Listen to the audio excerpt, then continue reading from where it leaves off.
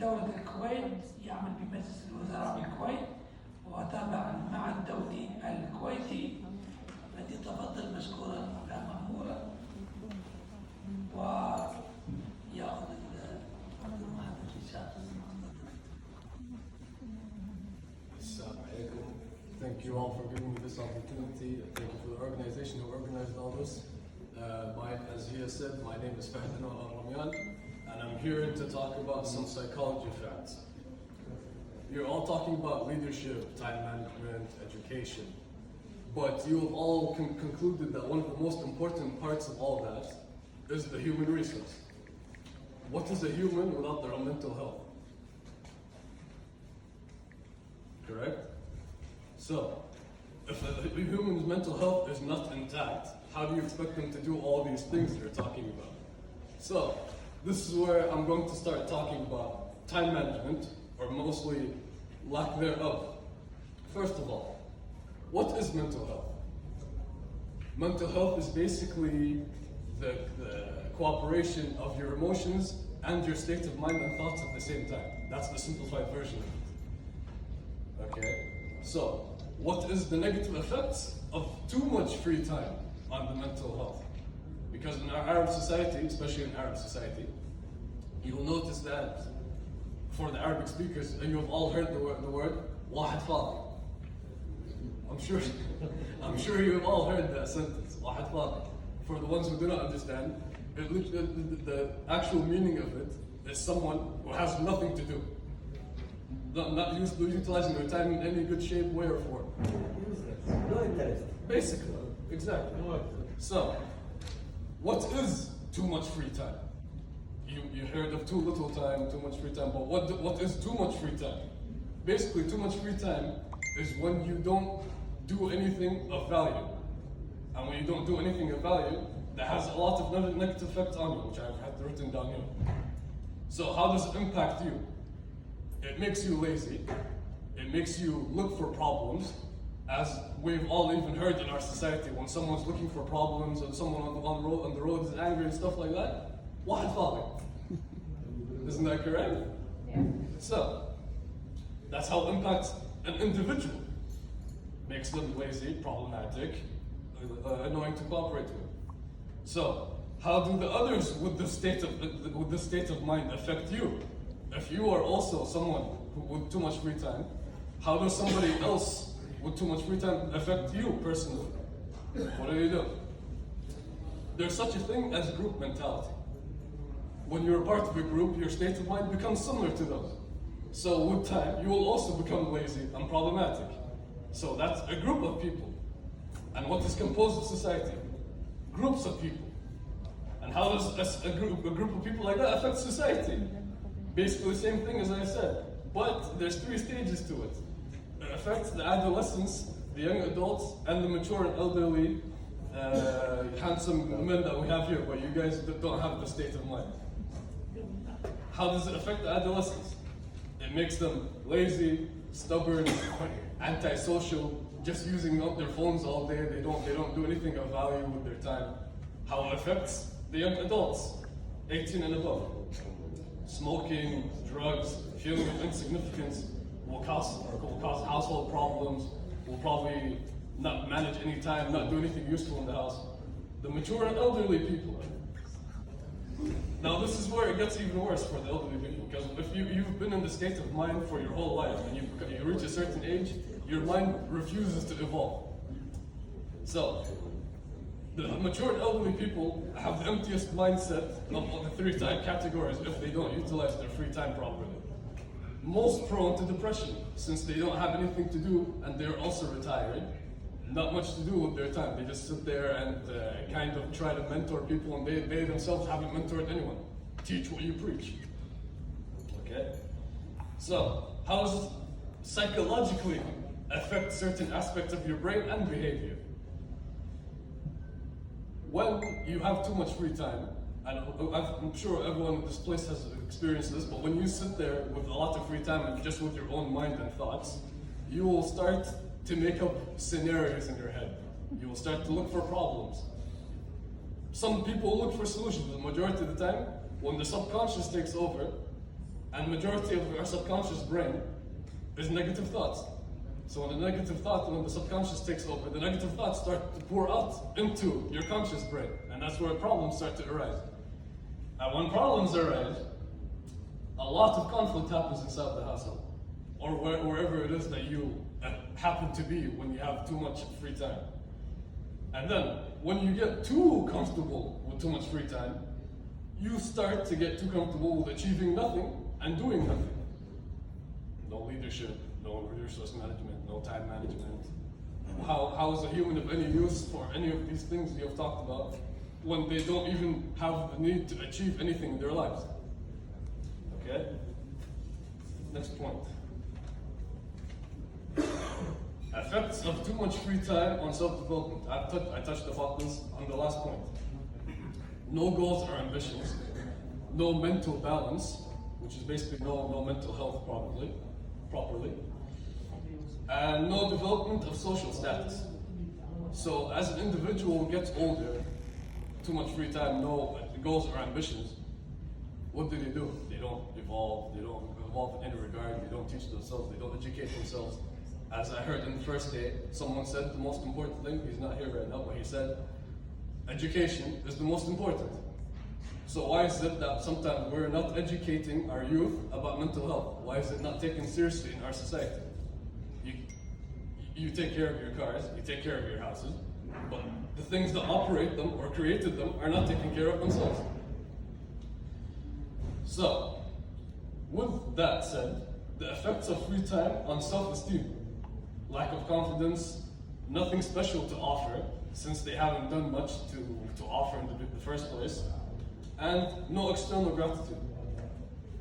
To keep someone in check or in a happy state, they need some form of gratitude from their family or people surrounding them. So if they're not doing anything of value, no gratitude, and as we always say, الفاضي. Okay? So, the thing is, this affects our youth the most. I being one of them, I'm 24 years old. Okay? This affects the youth the most. Effects of the youth's free time on sustainable development on society.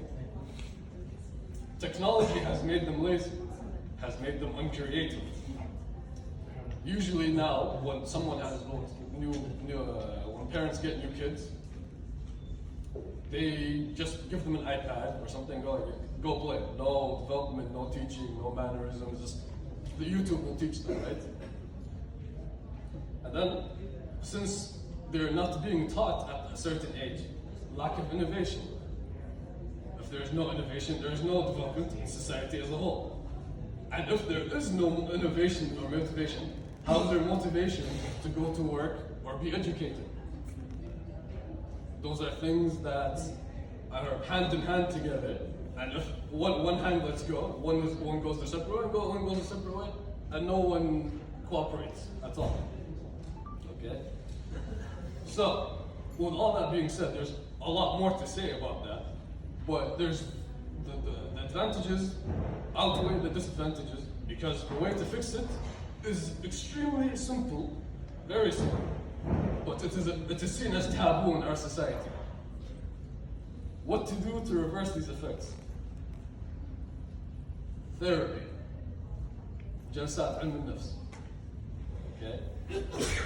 That is something that can help them a lot, because most therapists will see their behavioral patterns, how they talk, how they act, their time schedule within the day, and they'll sometimes help them make a schedule and be like, okay, now this is what you need to do, because if when you wake up during the day and you have no plan, people always tell you you woke up on the wrong side of the bed because you woke up with nothing in your mind. So therefore you just look for something to fill that void in your mind, which are usually negative problems, negative situations or whatnot. So with the therapy and having a time schedule, that's where hobbies come in hand. It can be any kind of hobby, as long as it is not individually negative, grouply negative, or society-wise negative, which are like addictions or stuff like that, because that is not a hobby, that is a taboo. And then with the hobbies comes the last part, which is time management itself. Yeah, which is time management itself. With all these in hand, the most important part of it is time management. Because if you notice the pattern, if people go like, I don't have enough time, I have too much time. So where's the middle ground of all of that? And that's where the therapist comes in, because they can also help you with that. So I hope I have given you some good points about why you should keep mental health in mind for the human resources, especially the human resources. And thank you very much for giving me this opportunity.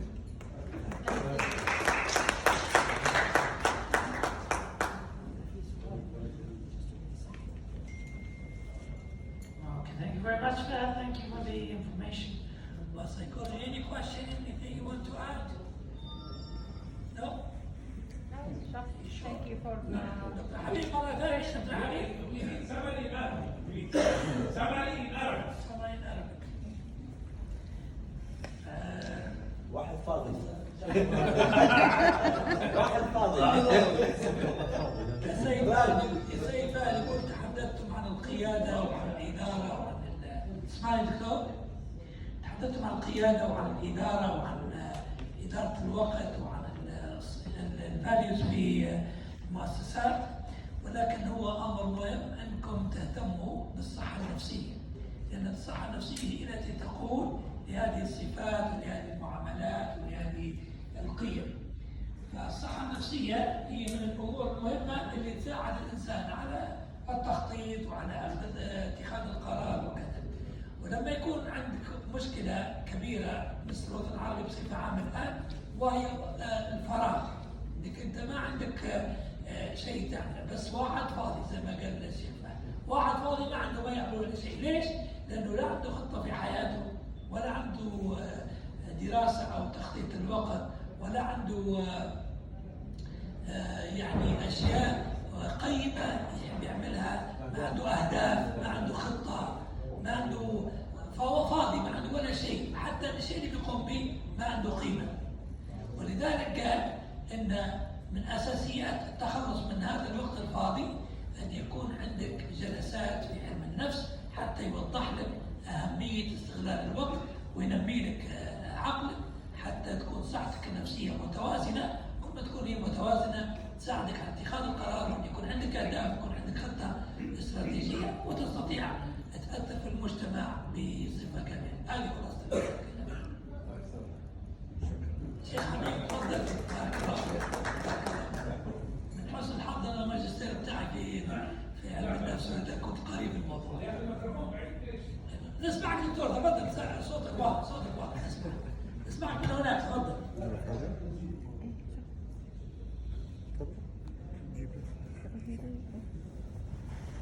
أنا بسم الله الرحمن الرحيم.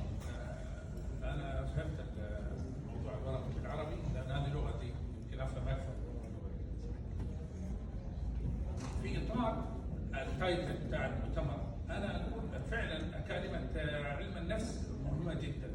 أنا أقترح ذات الفكرة على طول فوريا إنه فعلا إحنا في الجامعات نحتاج أن يكون هنالك يوجد عيادات نفسية للطلاب، لأنه فعلا الطالب حينما يجلس 4 سنين في الجامعة يعاني من اضطرابات نفسية لا يعلمها يعني أستاذ أو إدارته، وهذا شيء مفقود عندنا في المجتمع يعني العربي تقريبا. موجود عندنا بالجامعات. ايه موجود عندنا بالجامعات. وحدة الإرشاد وعلم النفس. وحدة إرشاد وعلم النفس. حتى المدارس وإن لم يكن عندكم فلماذا لا يكون عند غيركم؟ يعني نحن لا نتحدث عن بلد أو نتحدث بصفة عامة عن فائدة هذه الوظيفة وكيف نوظفها في داخل إطار هذا المؤتمر. وأنا أقول فعلا أن الجانب النفسي مهم جدا، لأنه فعلا هنالك في ضحايا من الطلاب حينما يتخرجون مثلا في تخصصات ليست تخصصات، يعني هو يبقى مثلا هندسة تروح تدخله مثلا علم اجتماع، يبقى طب تدخله جغرافيا، يبقى يجلس 4 سنين 5 سنين، هو معقد نفسيا يطلع المجتمع وتعبان. يعني هذه ناحيه جدا مهمه جدا. نعم. نحن بنتكلم في اطار التعليم. وشكرا. شكرا لك، شكرا دكتور. اي اضافه ثانيه؟ شكرا لك سيد فهد، بارك الله فيك. ثانكس فيري ماتش. Thank you, thank you.